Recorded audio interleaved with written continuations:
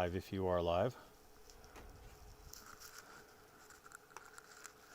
This is where I normally talk a little bit because I'm retarded and I hit go live, but I never see anything. So, Ah, didn't you just call me a boomer? well, I did, and I'm not incorrect, but we are in fact live. Okay. Awesome. So, all right. So, hi everybody. If anybody is in here, probably people will be watching this from the replay, and that's fine. I'm a California attorney. I have on the line with me I believe he's a police officer. Are you a police officer? I am a police officer. Awesome. So I have a police officer from Arizona who's gone through the police officer training in Arizona. I do know that he has gone through it. I have received a coin from him, and he invited me. I wasn't able to attend for various reasons, but he did invite me to the graduation ceremony. So you could take this with a grain of salt. You might think he's too nice to be a police officer or whatever. Don't really care. So, Mr. Police Officer, man, can I just call you Special? Absolutely. All right. So, Special, when did you start taking your police officer training? So that started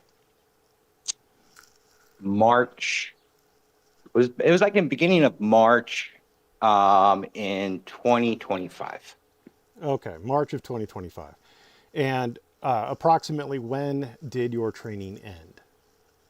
I graduated March 5th of 2026.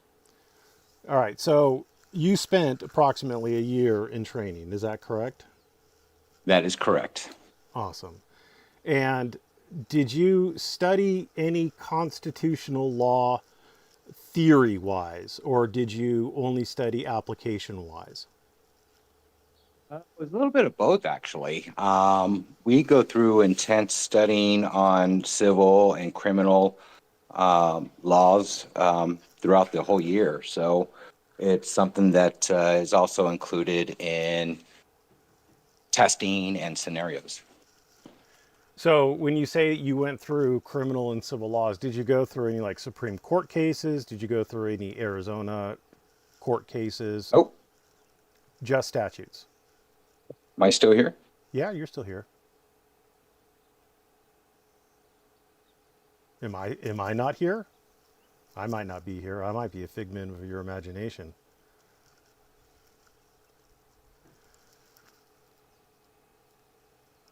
Well, that was exciting, folks. And he's gone. No, there I am. Oh, there you are. Awesome. So, are we good now?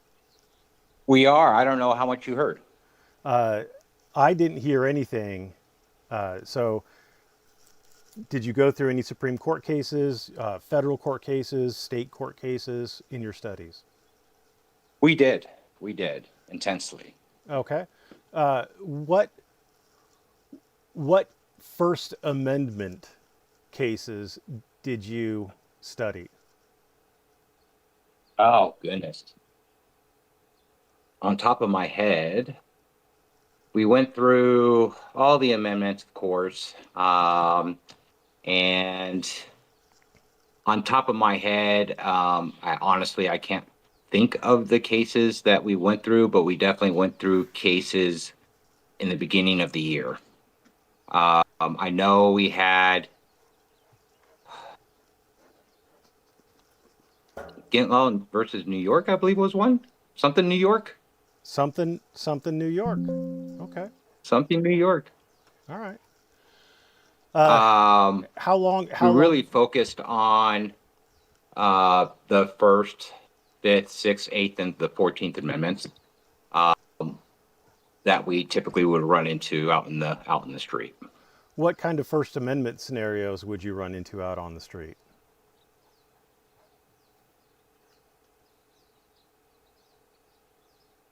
Did I lose you again? Did I lose it again? Damn it. We know who the true boomer is. Can you hear me?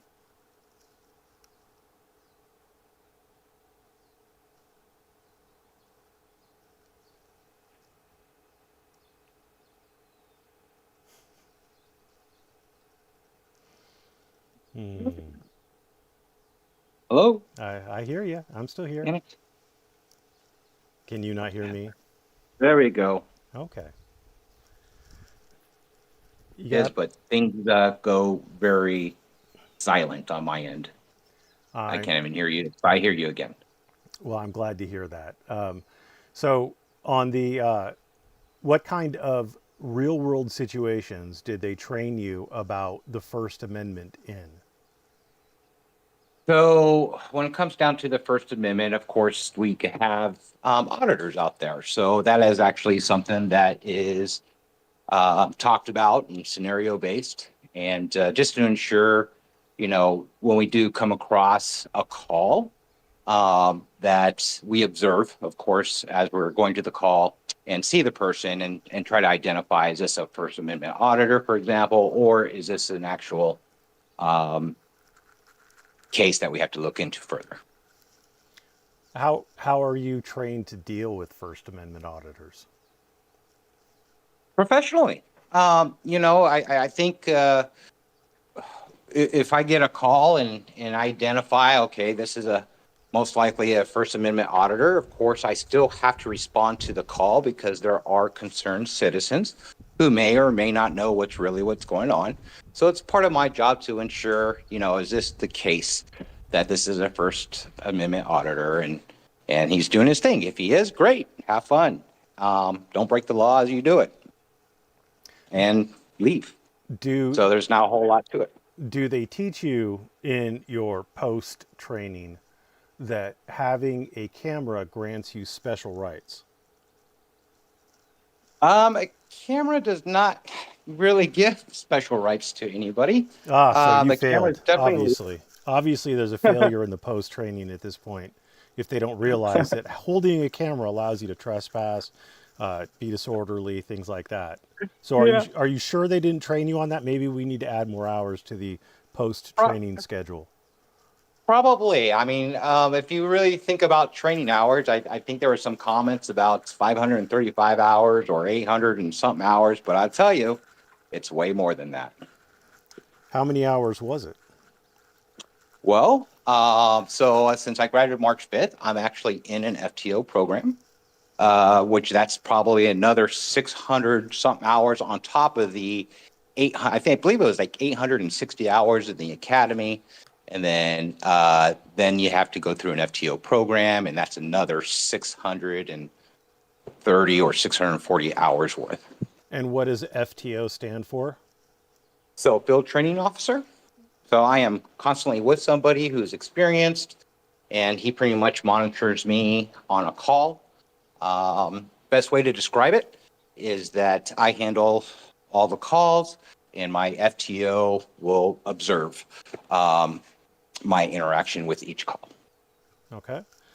And so you're, if my math is close, you're looking at about 1,500 hours total in training. Gosh darn it. Here we go again. Are you looking at about 1,500 hours in training?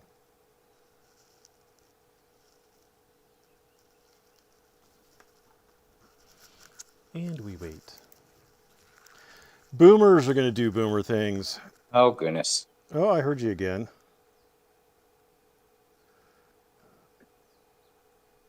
Merp. Yes. I'm just glancing at the live chat right now. Merp. I can hear you. I can hear Merp. you. I still can There hear we you. go. Oh boy. I can't hear you. It keeps on disappearing on me. Well, Maybe since boomer. I do this on my free time as a police officer, maybe I should start getting paid so I could pay my phone bill. That would probably expedite the process. Probably. So do they give you a gun? They do. I do have an issued firearm along with a taser. Do they issue boots to you? No, they don't. That's actually so I'm on the reserve side. So on the reserve side, I do have to get my own boots. They do provide the uniforms. So there are things in there that are at my own expense, and there's other things that are issued. Do they have any like standards on what boots you get, or do you have to buy specific boots? There's guidelines. We do have a policy. Hmm. Of course, we want to look professional, so we have to purchase items within that policy. So they'll give You you see Hank? options, but the options could be limited. Hi, Hank. So, are there any Oh, goodness. restrictions Here we go on? again. Let me know when you're back. Once I hear you again, Merv, I think what I'll do, I'll just get a new phone. Well, that might be a day late and a dollar short. So can you hear me again? See if I Network could do this again. Network Metatron says FTP. I think that means fuck the police, and ACAB, which I believe means all cops are There we bastards. go. I can hear you. And Huh. I don't know what's going on over here, but it keeps on disappearing. So in the guidelines they give Shoot. you for footwear, uh, Sorry, folks. can you hear me? It's really not me. Can you hear me? I'm just standing here holding a phone. Well, I I There we haven't go. heard anybody on live chat say they couldn't hear me. Well, they always could hear you, Merv. Come on. Well, probably, unless they couldn't. I've done several streams where I've been muted most or all of the way through. So Yep. in the guidelines for footwear, do they specify what flavor the boots are, or do you get to pick that yourself? Um, Again, they do provide options, and we could pick our flavor within those options. So they have to be something that you don't slip, right? So can't have boots that you slip in. They are typically black in color. And of course, dress wise, do try to keep them nice and clean and kind of a mirror finish. Well, I think you're misunderstanding my question. I was actually asking about the flavor, or does it not matter to you what flavor it is when Oh, people lick them? oh, got you. Flavor, flavor does not matter. Flavor Yeah, I doesn't guess matter. that would be preference to the person who wants to lick boots. Well, don't you think that you owe a duty to the public to have a tasty boot to lick? Gosh darn it, Merb. I don't hear you again. Uh, Watermelon flavor, says Glanton Gang. Yep.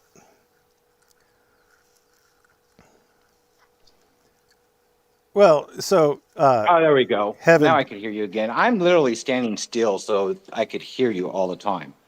Well, that's not working. Do we need to And get I your think I just lost you again. Do we need to get your wife involved? She It's- seems to be the more competent between the two of you.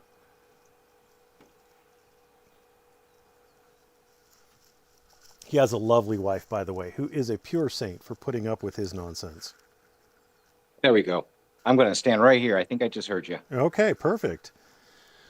So, Heaven says that you're slow. I would like to say in your defense that interpreting what flavor as you did was not an unreasonable interpretation. You probably couldn't have figured out where I was going. Have you arrested anybody yet? I have. I have. How many So I got to how many people approximately have you arrested? 7.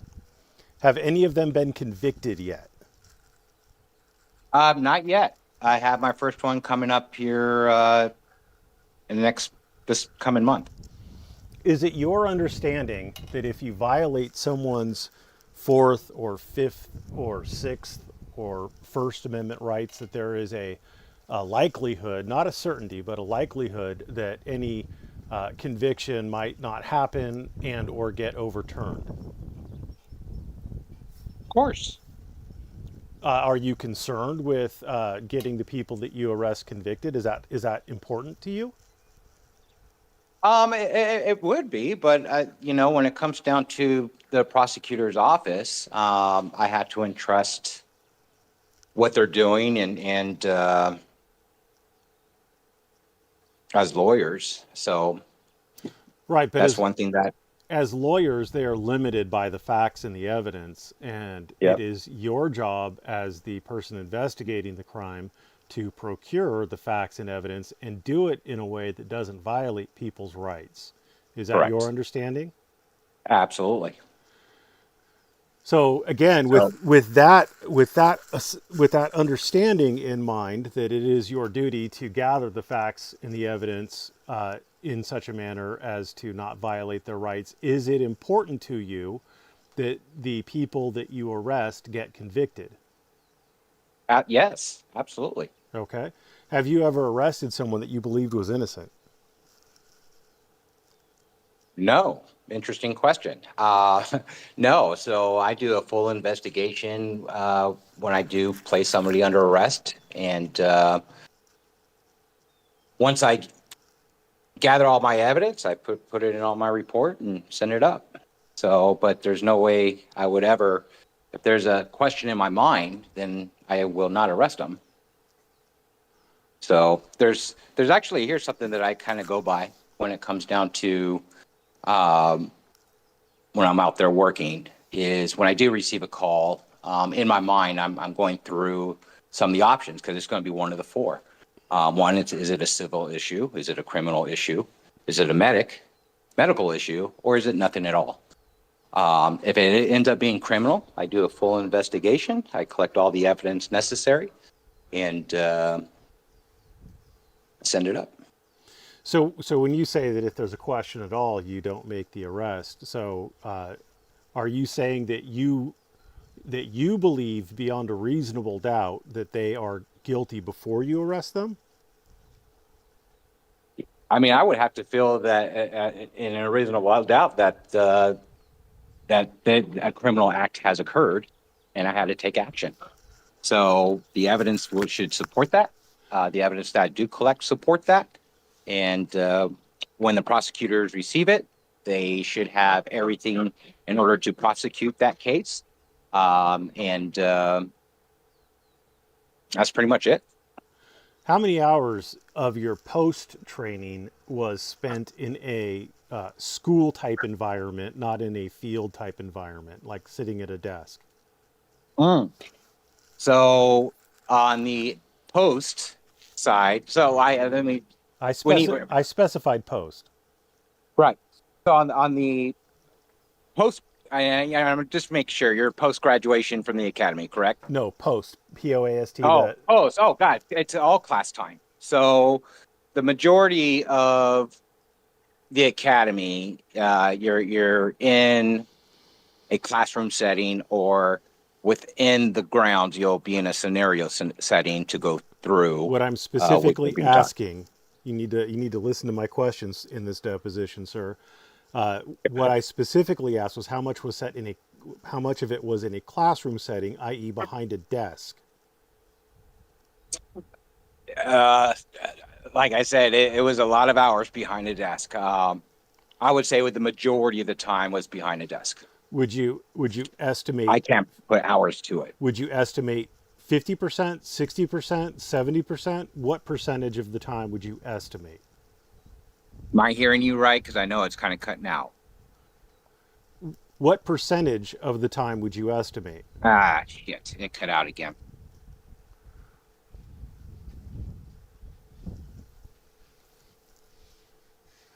Send in your super chat, folks.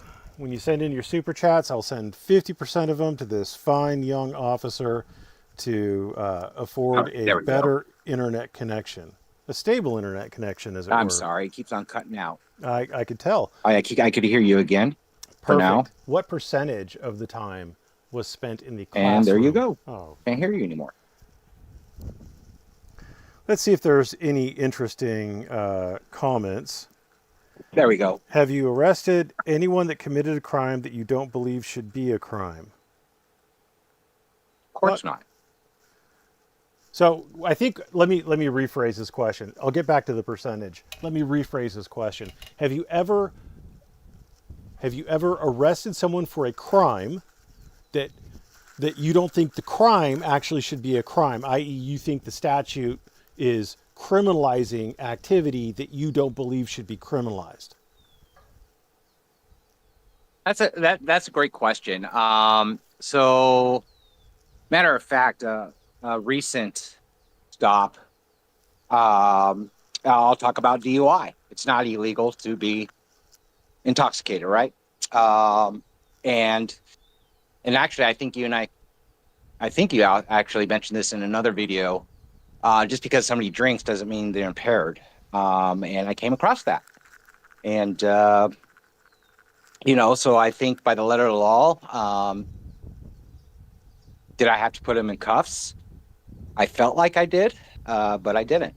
Because just because he had a drink, I think he was fine to continue. I did ask him to say, hey, can you just call a friend and pick you up so that there's no confusion out in the street? And he did exactly that. So, and I didn't arrest him.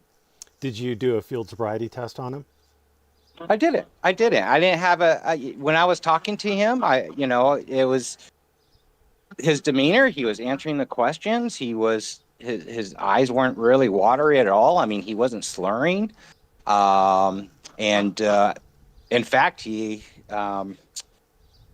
there, it was just, it wasn't enough for me to, you know what? I'm not going to ruin this guy's day. It just didn't feel right. So, and he complied to the request. Say, hey, can you just call a friend and go out? He wasn't in danger. I got him on a different infraction when I had to stop, and that's when I started recognizing, okay, this guy probably had a drink or so. So I started talking to that, and he was compliant.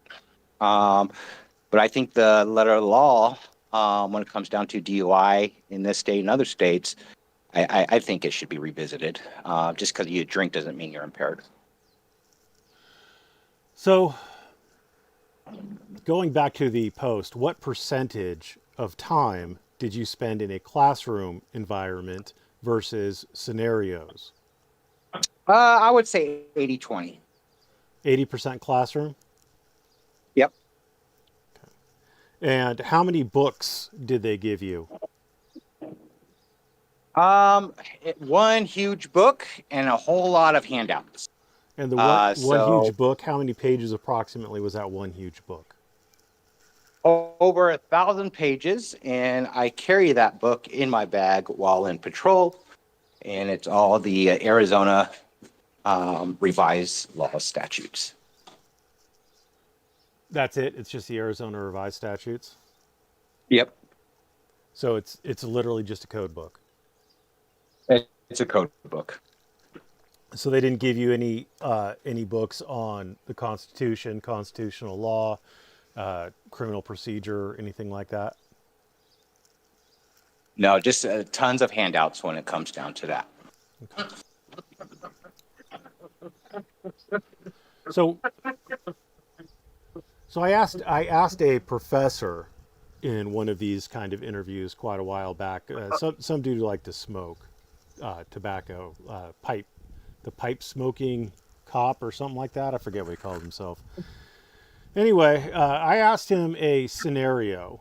You know what? I think he was from Arizona too. Come to think of it, did I lose you? Just out of curiosity. No, I'm here. I'm Okay. listening. All right. So so he was telling me about how drug dealers back when he was patrolling would take the little would take like bottle caps and they'd put like the crack rock in the bottle cap and they'd kind of pinch it closed like a clam, and they'd have those kind of scattered on the ground around them. And we were talking about probable cause, and I gave him a scenario, and he didn't do very well with this scenario. If, for example, you see a couple gentlemen that catch your eye, they look maybe a little, they look suspicious for some reason. They're standing on a street corner, and they keep walking over to a pawn shop window and looking into the pawn shop window, and then walking back to the street corner and talking and like they're huddling. And they do that a couple times, and then they turn and leave, and they meet up with a third man who they kind of huddle with, and they keep looking back in the direction of the pawn shop. Would you believe at that point that you had probable cause to arrest them? No, so it's very similar to Terry versus Ohio. I believe you're referencing on that. Thank God. You know, and you're it's reasonable suspicion. What about that And scenario? What about that scenario gives you reasonable suspicion? well, just like Terry versus Ohio, he was observing the individuals before he approached them, and I believe it was, if I remember, and correct me if I'm wrong, I think like 26 times where the folks were walking back and forth, looking into that window, meeting up with the third individual. And so he built up his reasonable suspicion, made it, in my opinion, a good, strong, reasonable suspicion to have. And before he approached him, and and I'll give you an example of that. So I actually had a subject stopped by three, and I observed. There's nothing illegal at a bus stop, right? You could stay at a bus stop. But in this case, just the one individual was facing north, so his back was towards the traffic, which is something maybe nothing. A lot of people in the area that I work in do that, so they're hiring themselves from the public because they're doing something. Another in the bench, he's leaning nothing forward. However, I go to Uh, oil and just one of the things. your And your internet's taking a shit again, buddy. Your internet is taking sorry. a shit, So, buddy. uh, Your internet is taking a shit. Bing bong, bing bong. Your internet's taking a shit.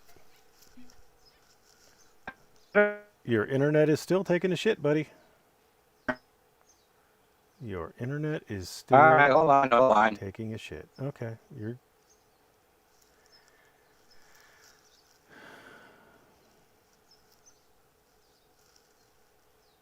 Am I back? you're back.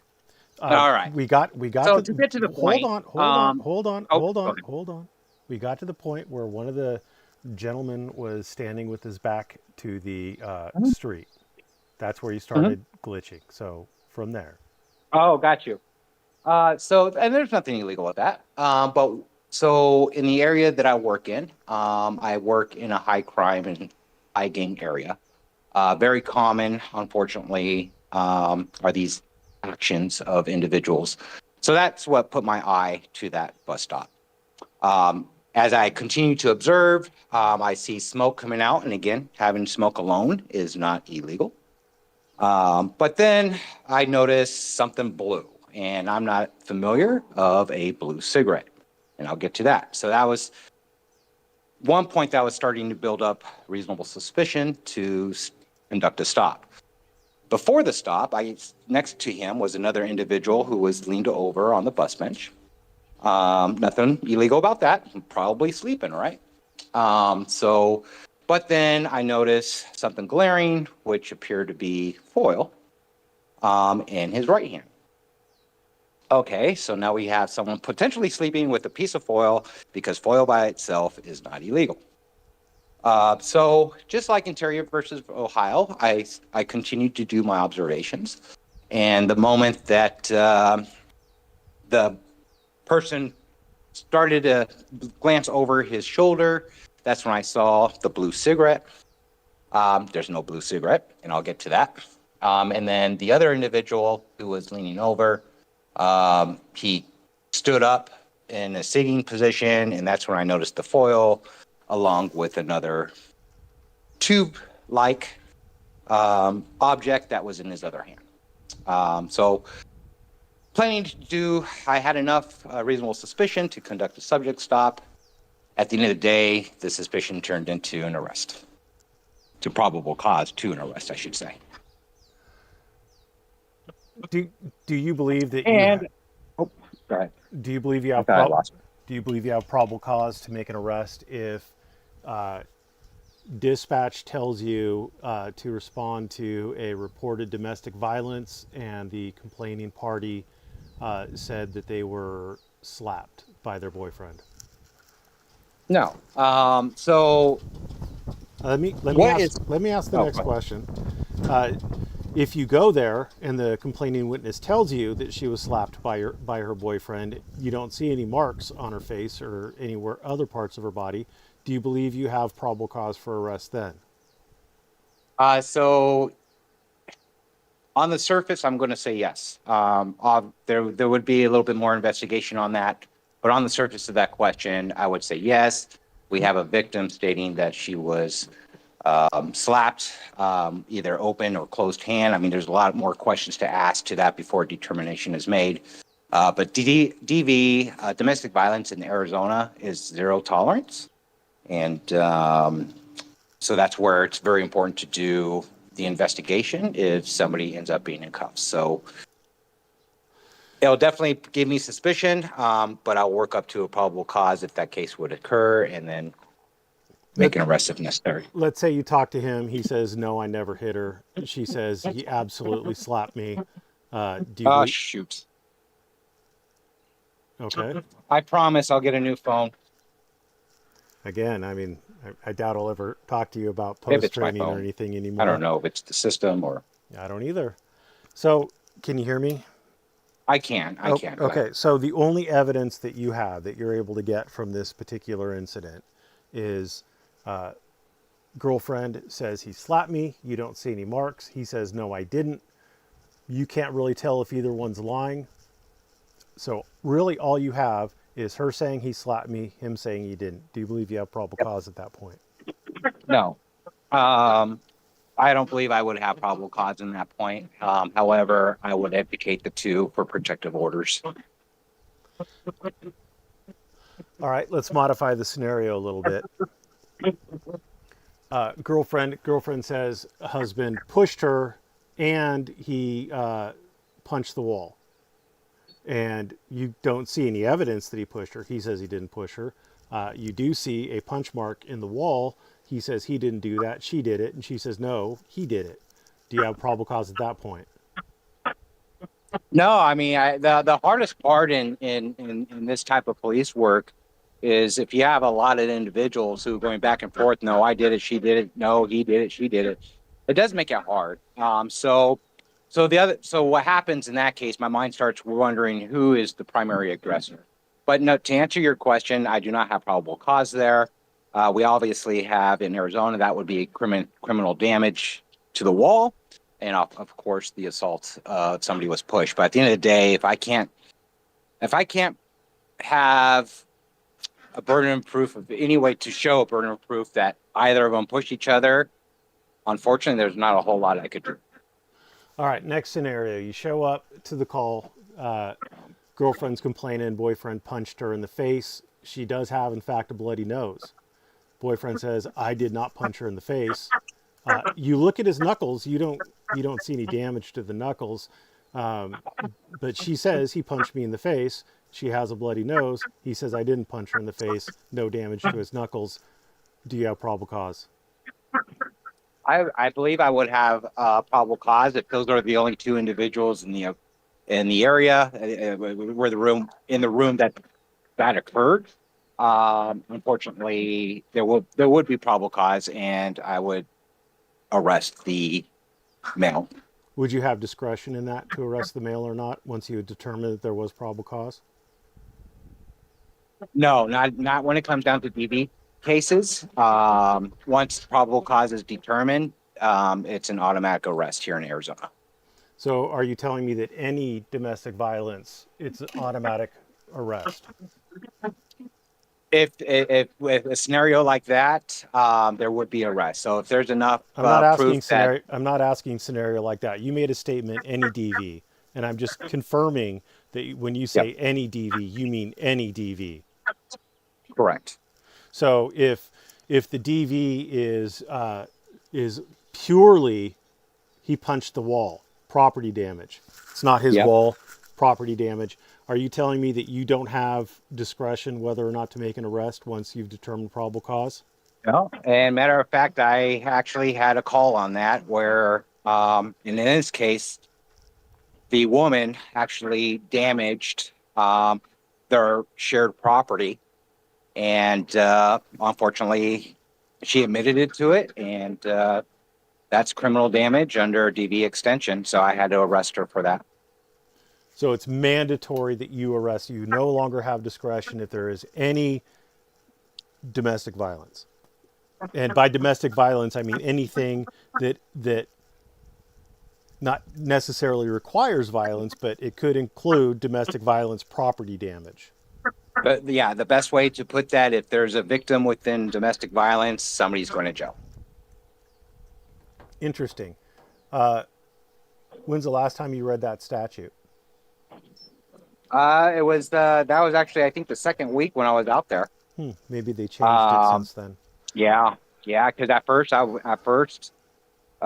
was going through the scenario and what occurred with the officers, and that's what we ended up concluding.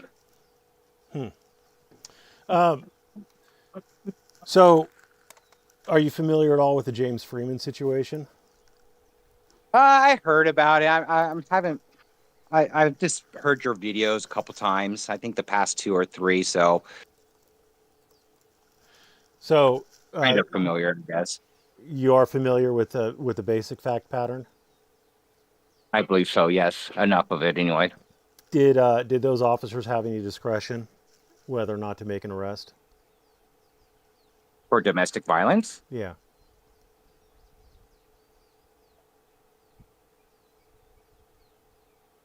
Before I answer that, I should probably review the all the evidence. But from my understanding, what I know about it now, or kind of know about it now,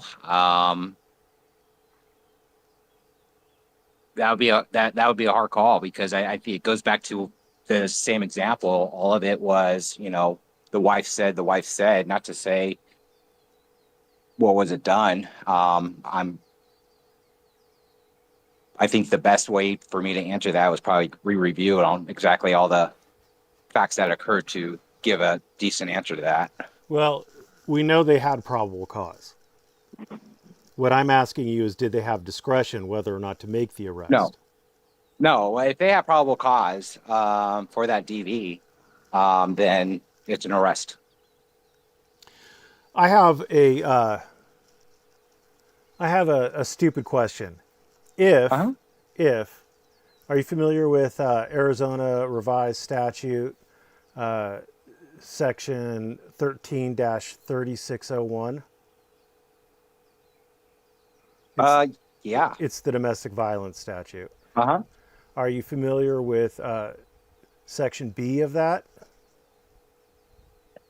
Not on top of my head, but I'll pull it up and we can go through it. Let me read the first sentence. A peace officer, with or without a warrant, may arrest a person if the officer has probable cause to believe that domestic violence has been committed, and the officer has probable cause to believe the person to be arrested has committed the offense, whether the offense is a felony or a misdemeanor, and whether the offense was committed within or without the presence of the peace officer. What is your understanding of the word may in that sentence? May. It's discretionary, because the other key word here is believe. So may. So if the officer believes he has probable cause that DV happened, that the crime occurred, and that this person committed it, he may arrest. correct. So you believe that he lacks discretion once he has probable cause in that situation? So with the policy, this is where it comes down to the difference of law and policy. So within the policy, it's an arrest. So the particular police department or sheriff's office or whatever that you work for, the policy is if there's any DV, you make the arrest. Correct. Okay. What happens to you if you don't? That's a good question. I never been through it. So I'm sure there's going to be an internal investigation of some sort. Your boss may come to you and start asking why. Okay. Just so that you are aware, my understanding of the next sentence makes it mandatory if there is injury. Hmm. So, Correct. so your responses were throwing me off considerably. Is policy more important than the law? In my own personal opinion, I'm more of the on the law side of things.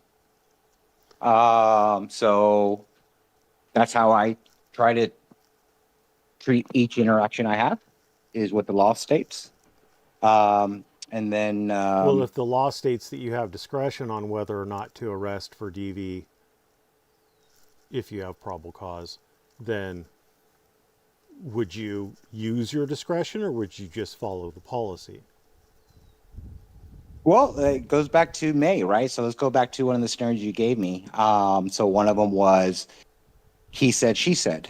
And the one thing is in the law, I have to believe that, right? So if there's probable cause, I got to believe that. And if I don't believe it or I don't have enough, I would use that discretion and I wouldn't make an arrest.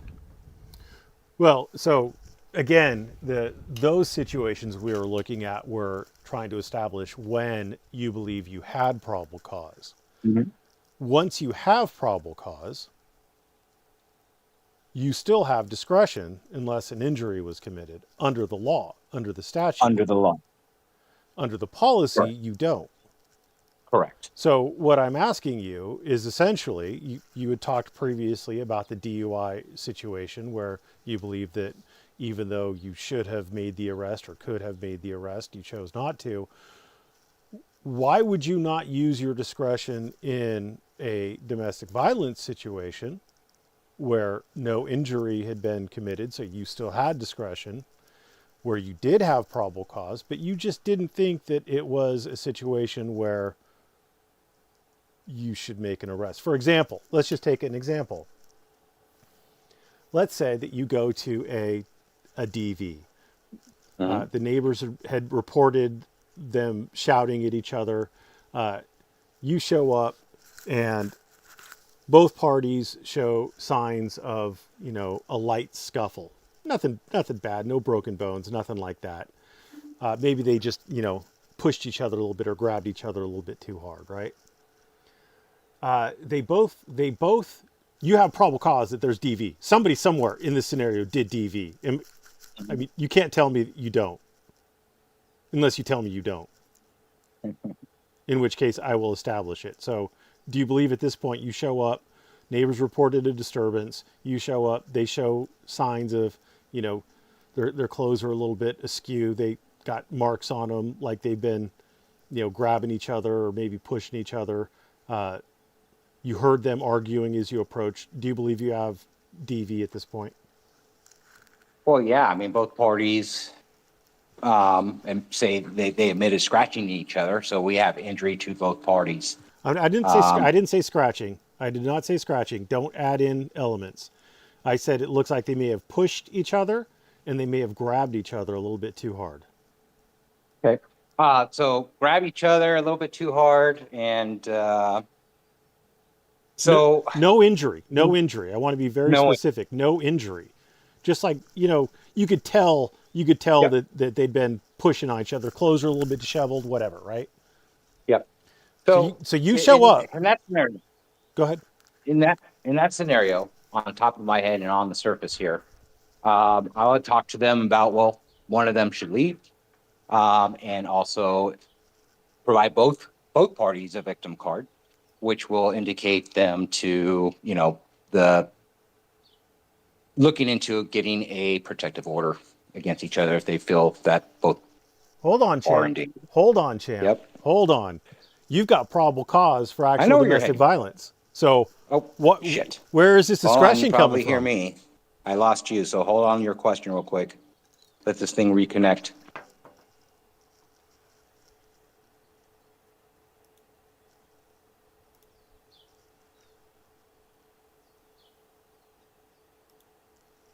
Let me know when you get here. Let's see if anybody has said anything spicy in chat.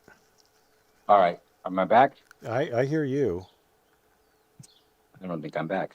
I think you're back. Baby got Hello. back. Hello. Can you hear me now? In my humble opinion, officers always think they have probable cause, and even if There no we go. crime took place, they will create one. Well, I mean, I guess I that hear could be you your now. opinion. I didn't hear you for the past 2 minutes. I know. I was reading what heaven spelled backwards says. I don't know what that implies, that she spells heaven Yeah. backwards. But where you left off was, hold on, champ. You have probable cause that DV happened. And now you're Yep. telling me that no one's getting arrested. I tell you how I probably would have handled that situation. And again, when it comes down to Arizona, there's zero tolerance. So there's a good chance that both parties would be arrested for touching each other and doing what they did. Okay, but you've already, before you've even talked to either of the parties, you agree that you have probable cause to arrest at this point, correct? Yes. Okay. Now, getting back to where I was angling to on the policy issue, what if neither one of them would say that the other person did anything? What if both of them said, no, nothing was going on. No, we were just talking loud and there was a TV show playing. Nope. These Tesla clothes, I'm just sloppy. We lost him again. No, I'm here. I was Okay. just running it through my head. So, I mean, again, now we come back to the he said, she said. Both parties are saying nothing occurred. Well, I'm not. you have probable cause. You have neighbors witness. The neighbors called it in. They say, "Oh no, So in that, they were hollering and screaming at each other." But both parties are saying, "No, no." And when you ask him, you try to find out who the primary aggressor was. No, she didn't do anything to me. No, he didn't do anything to me. Hmm? Neighbors No, saying, unfortunately, no, they were going at it. what's going through my head right now is I would ask the neighbor if they're willing to testify to that or affidavit to what they witnessed, Absolutely, I and it'll heard them be screaming dependent at each other. on what that was witnessed to determine what the next step would be.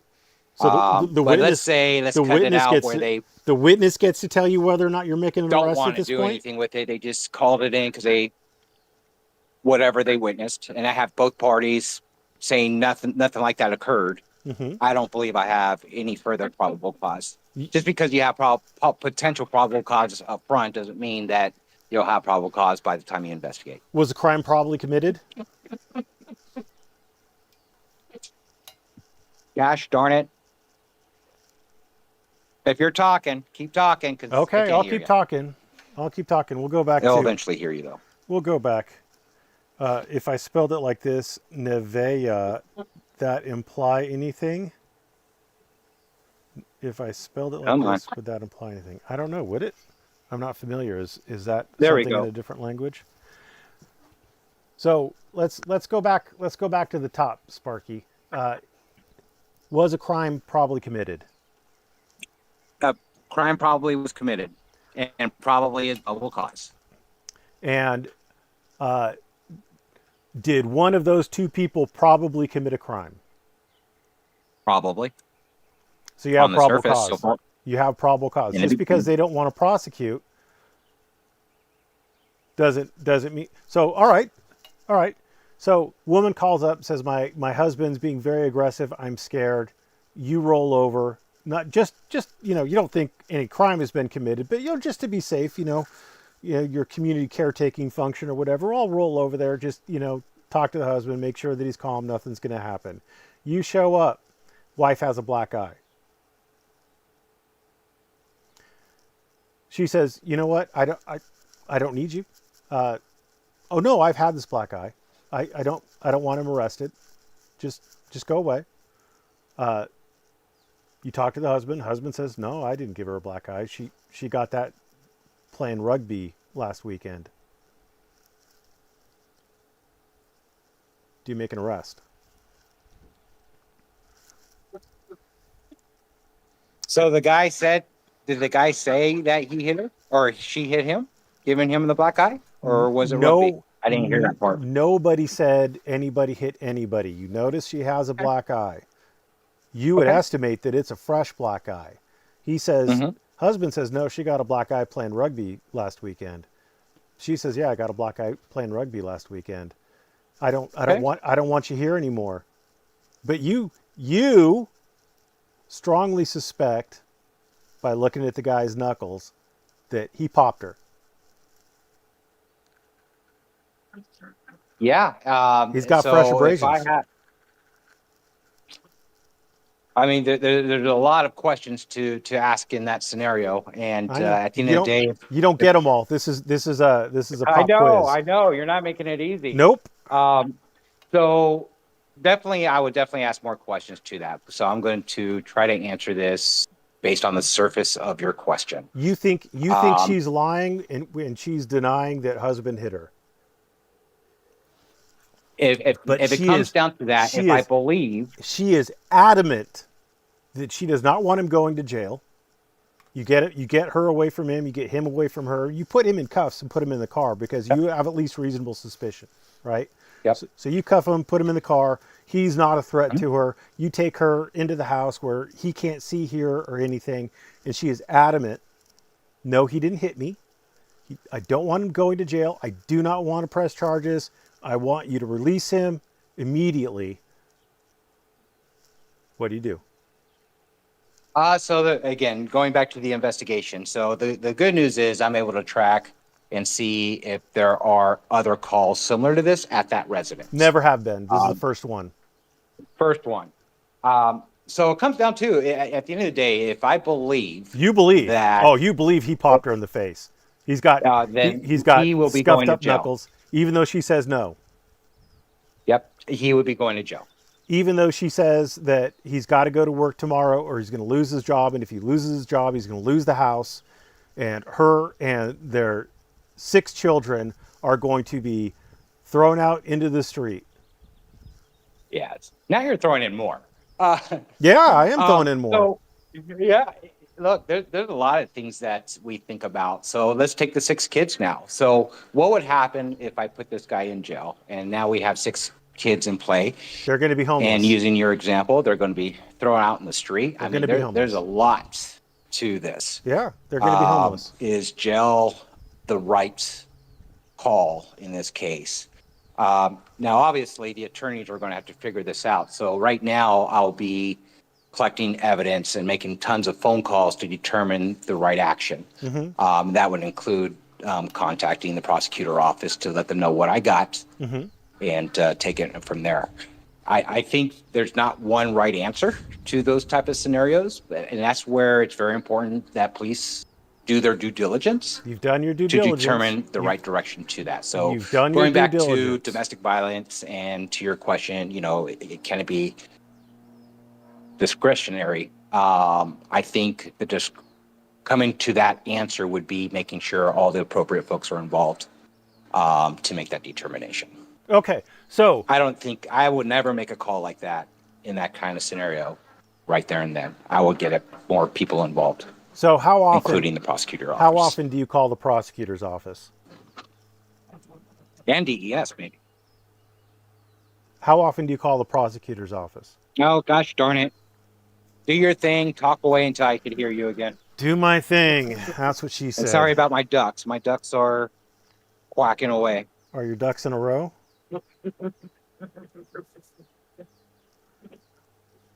Doesn't everybody have ducks? Writes on says discretion is now in play. I thought so too. It's it's just kind of funny. Oh, it's policy. It's a mandatory arrest, and all of a sudden we're back to discretion. I just fucking can't Okay, figure it we're out. back. All right. So how Maybe we're ha- back. have you ever? Just Okay. Have you ever called the Go ahead. prosecutor? Have you ever Say called that one more time. I'm sorry, boss. Have you ever called the prosecutor? No, not yet. I haven't run into a scenario where I had to go that far, but I have involved my boss. By your boss, you mean your FTO or someone higher up? Boss, like the sergeant. The sergeant. Yep, on top of the FTO. Do you know what extra training the sergeant has that, for example, your average patrolman doesn't? I'm still becoming familiar with that. I'm still new to, all the training. I do know they go through training, additional training, and multiple hours before they could even be accepted to the list to be considered. And speaking of continued training, I know you're going through your FTO phase. Do they give you like daily or pre-shift briefings on things to look out for, new changes in the law, etc.? Yes. So that's pretty much almost daily. So even when I'm not on shift, there's constant trainings that are being assigned to us. When we say there's trainings being assigned to us, is this like a online kind of training? Depending on the scenarios, yeah. So a lot of it is online, other is classroom setting.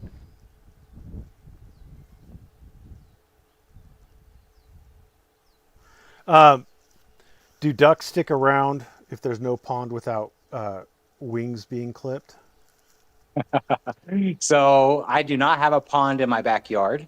They have a little pool and their wings are not clipped. So they could literally fly away at any time if they choose to.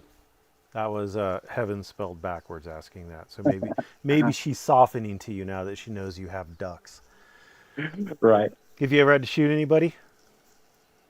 I hope not. I never want to get into that situation. I'm not in this to shoot anybody. The main reason why, and I think and I'll quote it actually, advanced age. I think that's what you said, advanced age. You're old as fuck, Um, dude. yeah. So I'm sure a lot of people's like, why would you even do that and this and that? So I've been involved with the community, and I know there's opportunities all over the place from um, the court processes, just what John does, and I know there's opportunities in the police side, just so many. And the main reason I did this is I feel even if it could be a small difference, even if it's small. Um, that's what I want to do. And that small difference, whether it's a family, let's take a domestic violence with kids. Let's use that scenario. I would love to make a difference in that case on, helping to find a solution for that particular family with 6 kids. That's my ultimate goal. My gun, um, holstered. Um, yeah, I mean, I'm out there. I'm in an area that's high crime and high gang. I got gangs all the way around me. It's a um, pretty alert area. But even in that scenario, that's not going to make me paranoid. Nor am I going to draw my gun or any of that. So my gun is just for my protection and others. Should an event come up, which I hope it doesn't, but if it does, I will be prepared to defend others and myself. When you say you try to make a Probably went difference, off on that one, John, but when you say you got an try, extended answer. yeah, I did. When you say that you try to make a, And I lost you oh again. Jesus, So let's talk about Evelyn, ducks and feathers and heaven again, backwards. heaven backwards. I think heaven backwards would be hell, wouldn't it? That's maybe just a Come on, reconnect. yeah reconnect. Why can I hear you and you can't hear me? No one in the chat is complaining about not being able to hear me. There we go. I can Okay. hear you now. You're back. Okay. So when you're talking about making a difference, well, first of all, let me so how so I'm assuming you're familiar with the auditing community. Is that fair? Yes. Were you on the pro auditor or anti auditor side when you first started watching? When I first started watching, to be honest, yeah, I was anti in the beginning. In the very beginning, I was. And then, so you say in the beginning you were, so that implies that you changed your mind. Is that correct? Correct. So now you're on the pro auditor side? I would say yes. Yes, I am. I will be pro auditor side. And and to kind of put a backstory to that, I was anti at first because I think I was watching videos and the wrong videos. There are some people out there that, in my belief, is not doing what they are saying what they want to do. But then there's actually others that do fairly well. And I see that they are trying to voice, the our rights, and I'm 100% cool with that. Because the truth is, there's a lot of folks out there, civilian wise, that may not know what their actual rights are, and I think that's a very important piece to know, and educate on. So when I started realizing, and I started realizing this from watching your videos, and I see that there are actually auditors out there that are educating per se, rather than the other ones who are antagonizing. So yeah, if there was more of the good ones, I'll 100% I'll back them. Who's your favorite auditor You. besides me? I don't think I have like a favorite. Got him. Hold on. There's a gentleman out there. I mean, there's things that Got he him. holds a sign for veteran. Got him. What's his name? He Jeff holds Gray. a veteran sign. Jeff Gray. There's some videos that I really enjoyed watching. There's other parts that I disagreed with, but I think there's a couple where what is wrong holding up veterans. I think what attracted me to that one was, and I don't know a whole lot about it. About him, just from what I've seen. This is where I'm coming to my answer. I think there was a court case, and I think he asked for a settlement of 1706, I believe it was, or 1786, or something like that. And no, it's just like, okay, this guy's just sitting there. He's doing his video. There was I think he was outside of a bar. He wasn't doing anything. I believe he also had a weapon on him. I believe the police came. I think he ended up being arrested on that one. And from observations, it's just like, what did he do wrong? So you wouldn't have made the arrest. And a lot of the folks in the restaurant had no idea what the hell he was doing. They don't know. They didn't know what was right or wrong. And they were just, I think that was a bad deal for them, in my opinion. So you would not have made the arrest. Ah, shoot. Did I lose you again? Yeah, you did. Oh my gosh. I think it's yours. I think it's your, I think you need to get your IT involved. Yeah, my IT. I will desperately get my IT involved. We're not going to go too much longer, folks. I only have one real question left to ask.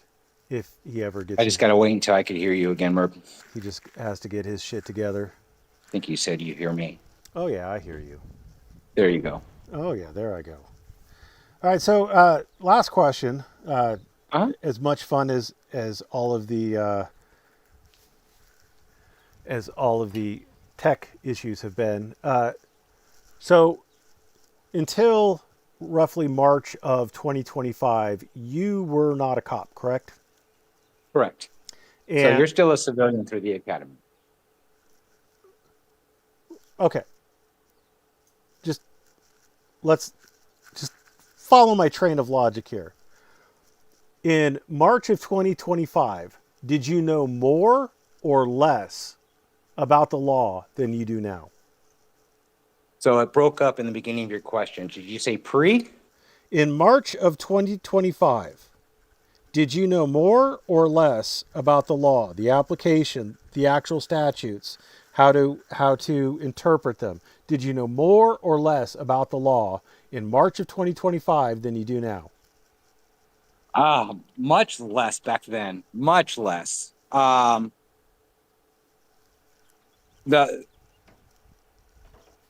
the training itself just opened my eyes to so much more.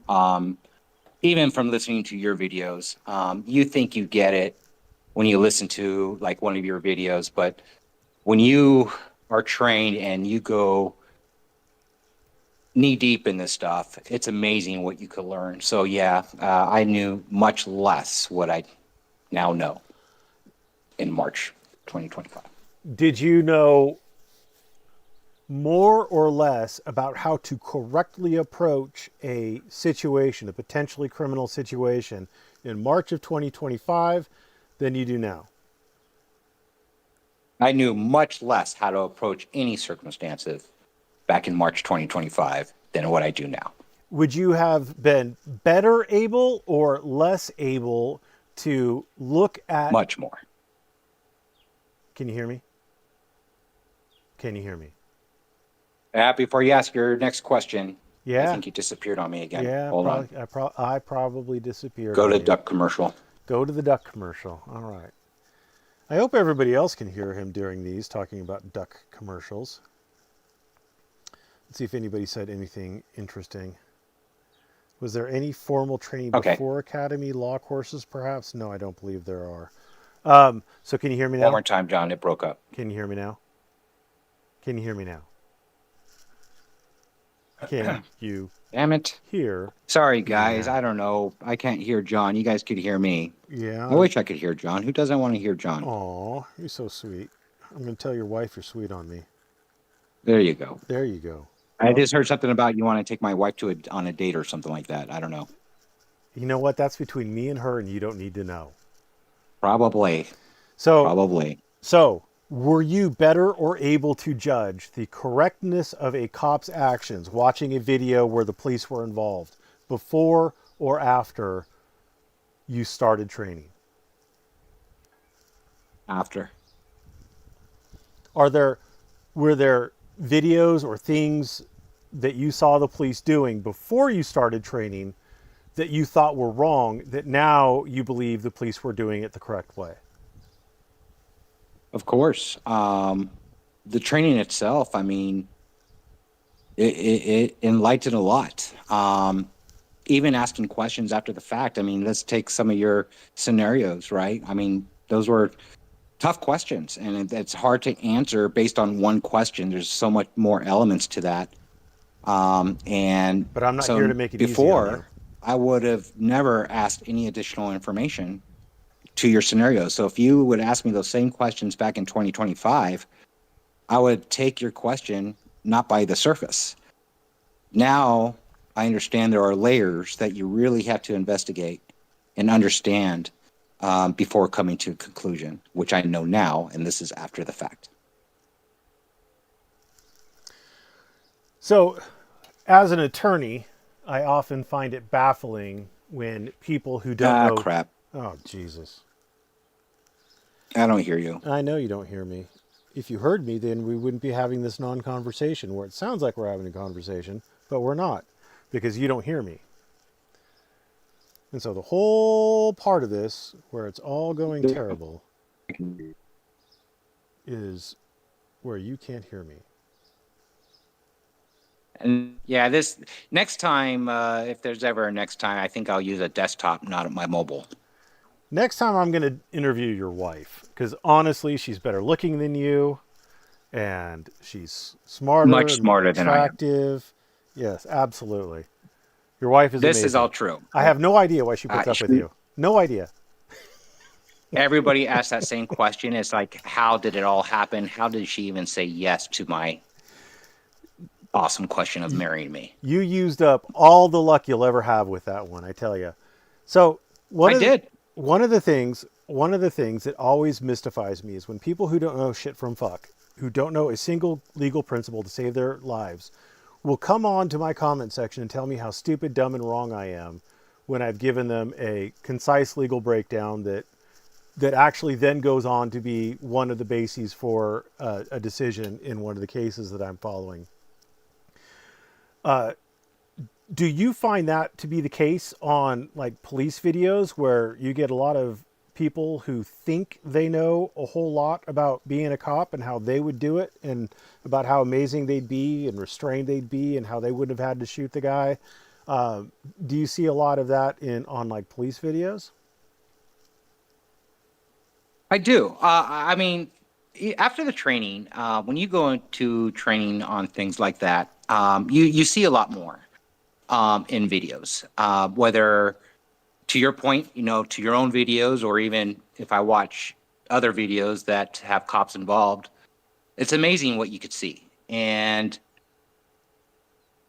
what's really cool about it is when you see it, you actually start asking questions, the right questions. I learned the value of never looking at things on the surface. Um, there's always layers, and or if you think you may not know. So don't assume that you know. I used to be like that. So back in 25, I mean, gosh, Merv, I think I even commented sometimes that I think you struck back at me. And at the end of the day, you're right. I was basing information on what I think I know rather than asking questions before coming to a conclusion. And And a matter of fact, I think you taught me that as much as the academy did. you can butter me up all you want. I'm still not editing this video to That's make the you only sound compliment better. you're going to get from me today, ever. I'm guessing you can't hear me right now. And I can't hear you. And there we go. There we go. The last question I intend to ask in this line of questioning and for the video is, There we go. okay, the last question I intend to ask is how much, if any, ethics training did they give you in post, in your FTO stage, and just in general? Oh, it feels like it's almost every day when it comes down to ethics. Um, that does not that does not only include what you receive through training, post training, or even FTO training. You'll find yourself. I find myself anyway. So I'll speak to me.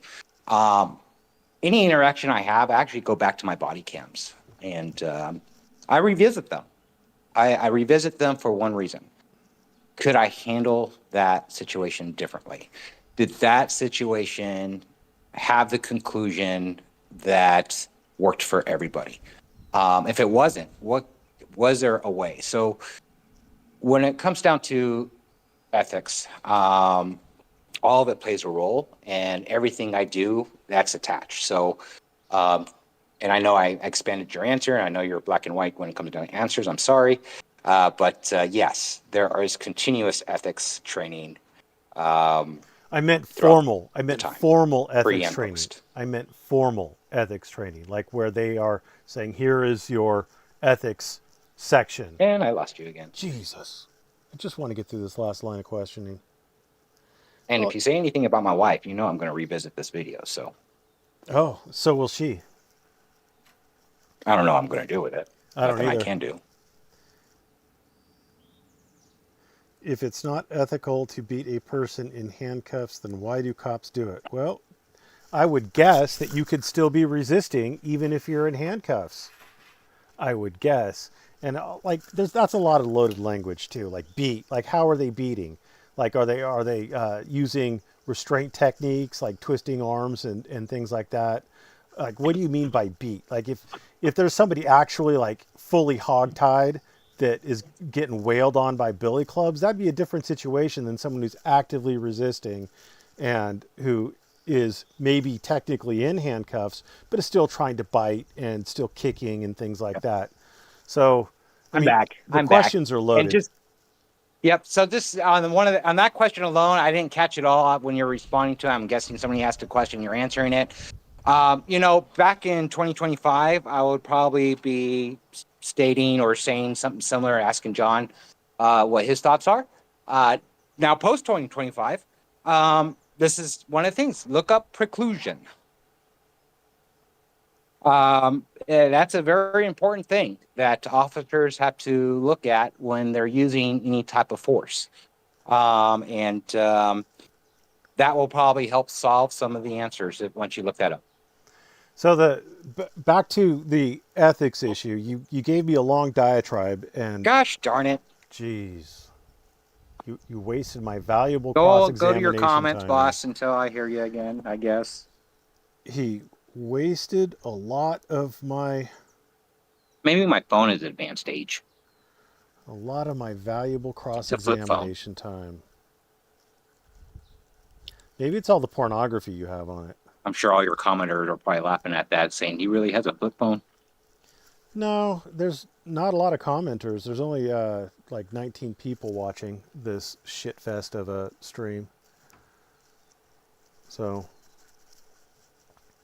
not really a hot topic. I didn't think it would be, but some people expressed an interest in it, so whatever. All right, I can. You can hear me? Yep.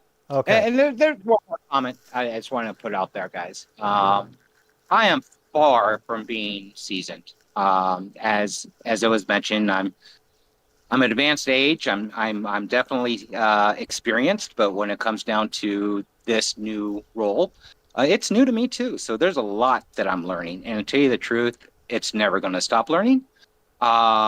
And laws are going to change, things are going to change, and I think it's the responsibility of any organization or police department out there is to make sure they keep up with it and educating their police officers.